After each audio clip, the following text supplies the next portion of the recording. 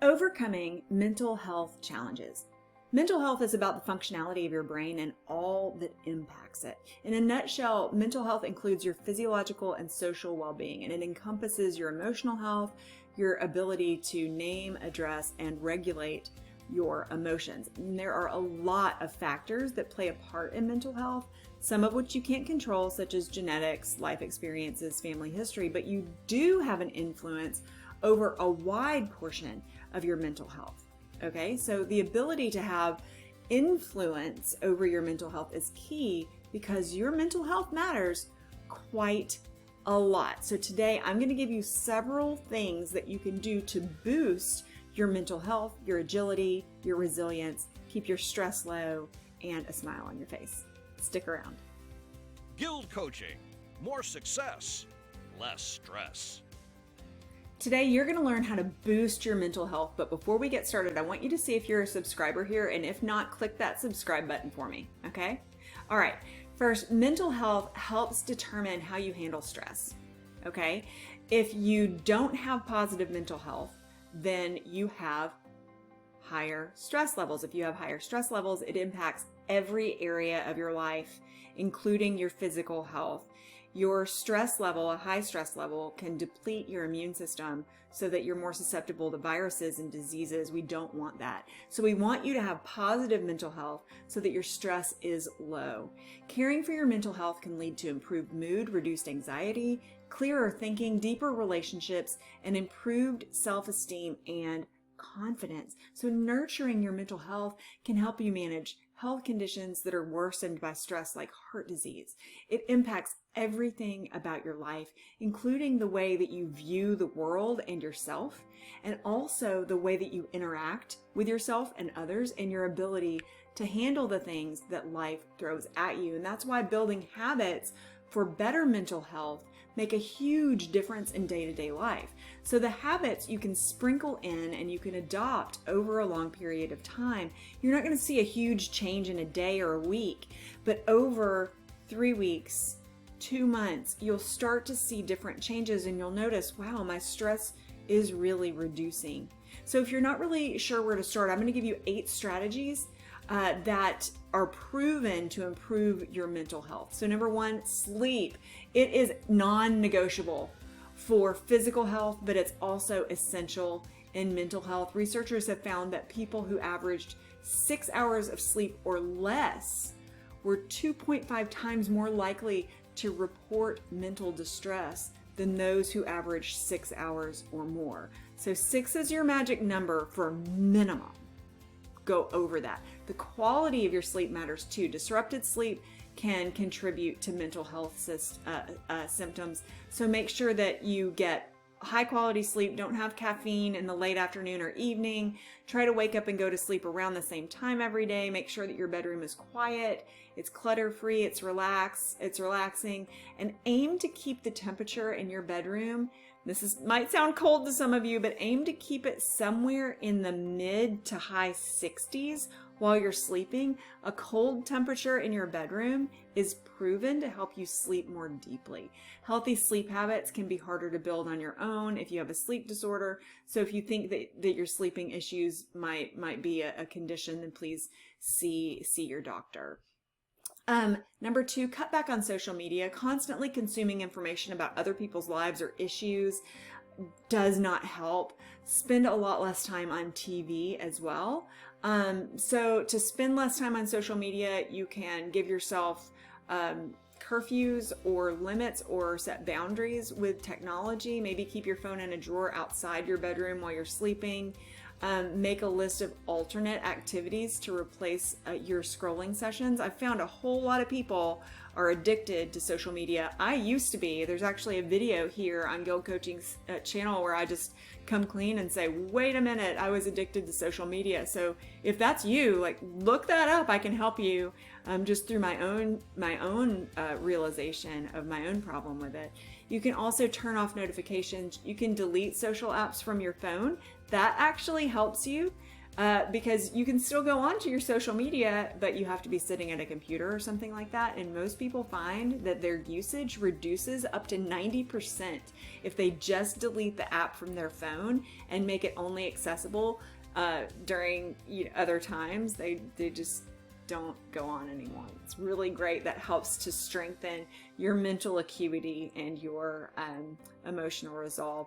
Number 3, I want you to strengthen your relationships. We're social creatures. We need community, not just virtual relationships, also in-person relationships. Develop friendships. You can find meetup groups. There's all sorts of things. I just talked to a very, very nice lady, around 50 years old. She is an empty nester and brand new in a new city. And I said, how have you met these, all these new people? Because she was talking about this friend and that friend. And she said, oh, I went online and I found a meetup group of women over 50 who are single with no kids. And they either are empty nesters or they never had children. And we just all go out and do stuff together. And I said, that's great. Find a way to develop some friendships. Friendships ease feelings of loneliness. They make it easy to get emotional support. They add meaning to your life. You have lots of options for cultivating connections and nurturing your friendships, okay? So keep in touch with people, maybe meet up for walks, short chat, short phone calls, schedule dinner dates, things like that, and make sure that you're keeping in touch with your new friends. Move your body on your terms. I'm always encouraging you to exercise, but do know that exercise offers so many mental health benefits, which is one of the reasons that I always encourage you to do it. Exercise relieves stress. It improves your mood. It helps you fall asleep faster. So that sleep hygiene, you can get the 6 or more hours. And it also helps you manage symptoms of depression and anxiety conditions. So movement can be different for every person. It doesn't have to mean the gym unless you genuinely want to go there. Make it enjoyable for you. Sometimes I'll just call a friend and say, hey, let's go for a walk. So I'm getting that social component. I'm getting that exercise. You can join a walking club. You can try a restorative yoga class, seated exercise. You could dance. If you love music like I do, I've got speakers all over my house, and sometimes I'm just blaring music. If I'm cleaning, I'm walking around and I'm dancing. Take stretching breaks every hour. Who cares? I'm like, stretch right here, right now. Take stretching breaks. It feels good. This is exercise. This is movement. This counts.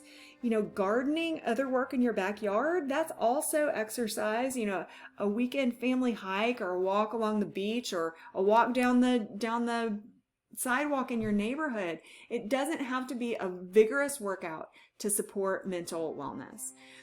I want you to pay attention to the foods that you're eating as well. Certain foods affect your mental health. Make sure that you have a nutrient-rich diet. Eat things like berries, beans, whole grains, fatty fish like salmon.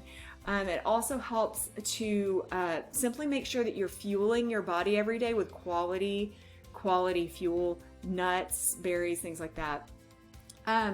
Certain foods, especially alcohol, foods with caffeine, refined carbs, added sugar, they will worsen your anxiety symptoms. So limit those foods to reduce anxiety.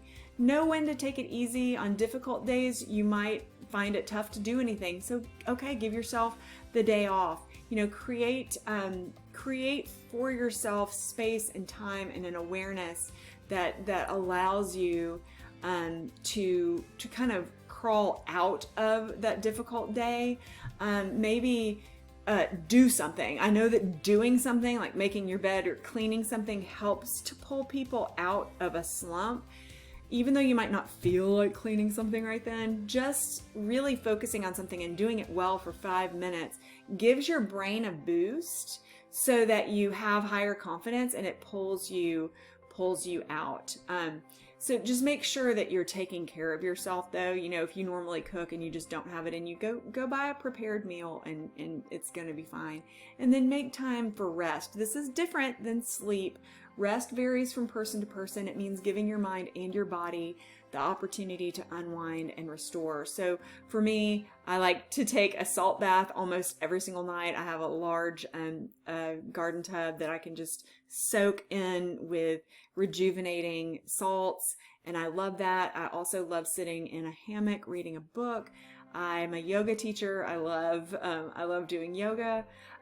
If you don't really know exactly what active rest means for you, just try to lie on your back with your hands toward your sides and be present. Just lie there on the floor, like maybe on a mat, or you can do it outside and look at the sky and look at the clouds.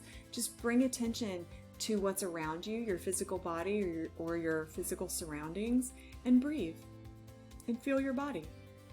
And that's it. It's lovely. Everybody, I want you to get sunshine. It's a great source of vitamins. Vitamin D improves attitude and mood, and your time outside doesn't have to be long either. 5 minutes of blue skies can do wonders for your mind. So stuck inside all day, take a quick walk, sit in your backyard for a minute, stand outside breathing fresh air, practicing gratitude for that fresh air. Open a window if the weather is cooperative. Take a work meeting outside instead of inside, or eat lunch outside. So all of these things can help with your mental well-being. You also need to understand that these things can help improve mental well-being, but they can't cure any health conditions.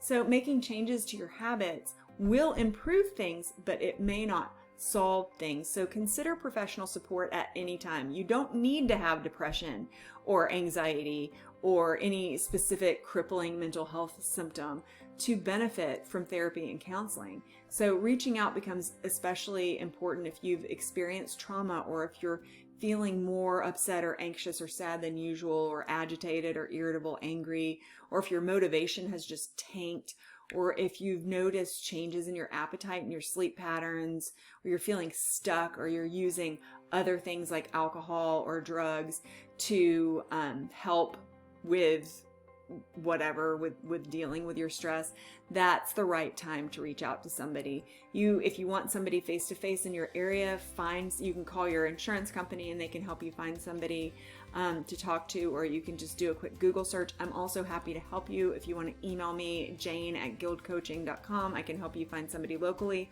or you can schedule an appointment with me at schedulegild.com, and you and I can talk. We can do this virtually in your timeline when it works for you. You have options. You have a support system. I just want you to know that and want you to feel comfortable utilizing it. If this video has helped you at all, I certainly hope it has. Give me a thumbs up. And if you haven't already, hit subscribe and the bell so that you know the next time we drop a video like this to help you live a lower stress, happier life. See you next time.